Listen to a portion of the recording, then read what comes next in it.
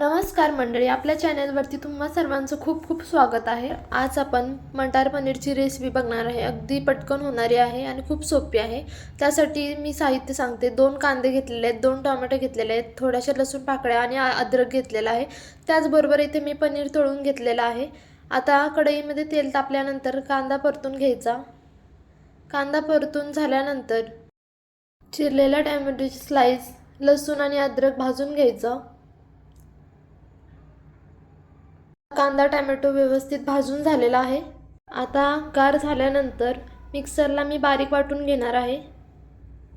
आता पनीर मसाला बनवण्यासाठी पनीर बटर मसाला मिक्स पाकिट घेतलेला आहे। इथे मी मसाल्याचा अर्धच पाकिट घेतलेला आहे।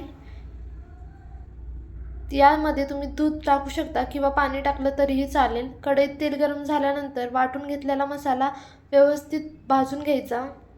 त्यानंतर थोडंसं पाणी ॲड केलेलं आहे। पाणी ॲड करून झाल्यानंतर मसाला चांगला भाजलेला आहे। त्याच्यामध्ये आपण जी केलेली पेस्ट होती मसाल्याची ती ॲड केलेली आहे। त्यानंतर आता मसाले टाकायचे आहेत। इथे मी 1 चमच लाल मिरची पावडर घेतलेली आहे, अर्धा चमच धना पावडर घेतलेला आहे, त्याचबरोबर थोडासा गरम मसाला घेतलेला आहे। जर तुमच्याकडे कांदा लसूण मसाला असेल तो टाकला तरीही चालेल।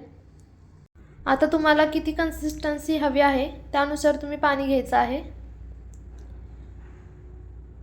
पाणी घेतल्यानंतर चवीनुसार मीठ टाकायचं आहे।